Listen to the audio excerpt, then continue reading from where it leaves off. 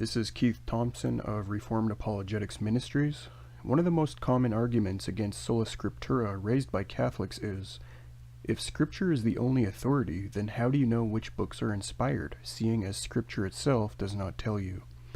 Or, if you hold to sola scriptura, why do you hold to a New Testament canon which the authority of the Roman Catholic Church recognized? Is that not violating sola scriptura? As Catholic apologist Patrick Madrid argues, quote, "There is no inspired table of contents in Scripture that tells us which books belong and which ones do not," unquote. See Not by Scripture Alone, page 22. This is a common argument from Catholic apologists and has been used by them to stump many Protestants on the issue of sola scriptura. However, there are serious problems with this argument. 1. It only applies to sola scriptura, that is, the belief the Bible is the only authority, and not to sola scriptura, which says Scripture is the ultimate authority. In sola scriptura, there is nothing wrong with holding to outside authorities like the Church, as long as what it declares does not contradict and is consistent with Scripture, at least implicitly.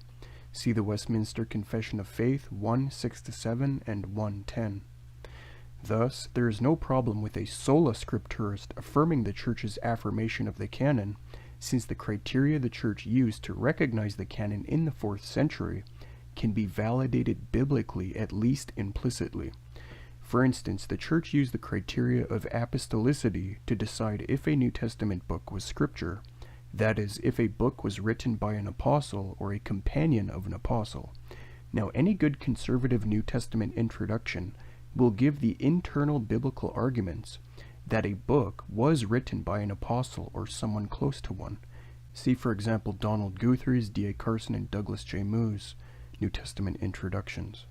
In regards to the criteria of antiquity the Church used, we can look at the book's internal content to discover if it was written in the 1st century or if it is a 2nd century work.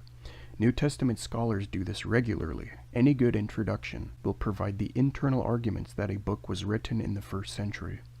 In regards to the criteria of orthodoxy the Church used, we can see which books are internally consistent and which ones are not.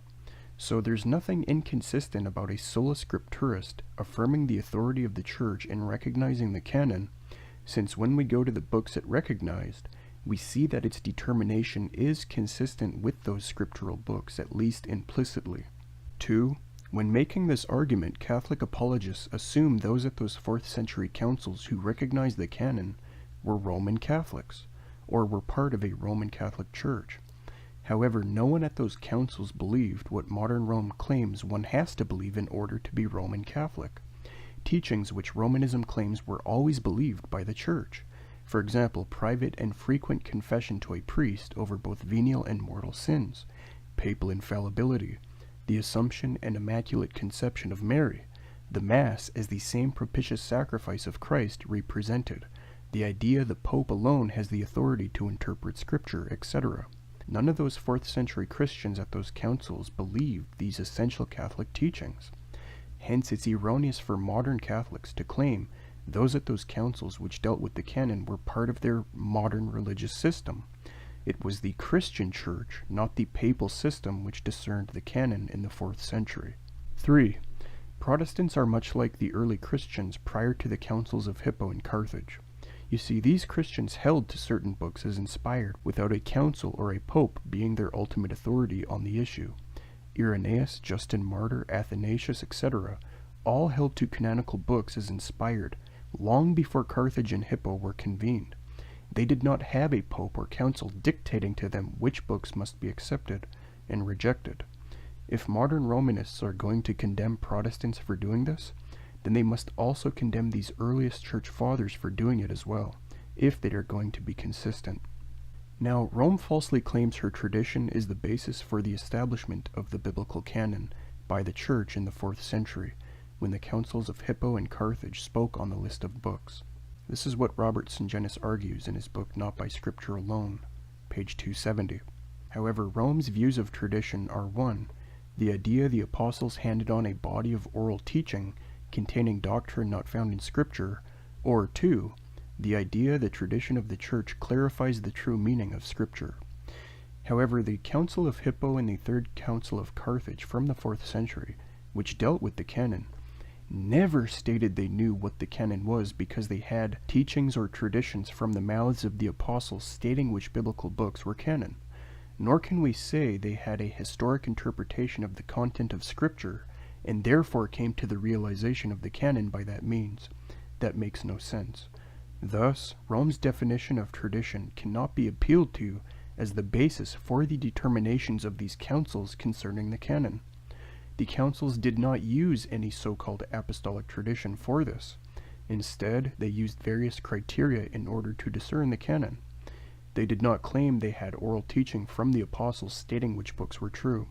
Their criteria for canonicity they used included apostolicity, that is, if the writer was an apostle or connected to an apostle; orthodoxy, that is, if the content of the book was orthodox theologically; antiquity, that is, if the book was early enough; and usage, that is, if the book was used widely in the church prior to the council. See The Cradle, the Cross, and the Crown, page 13.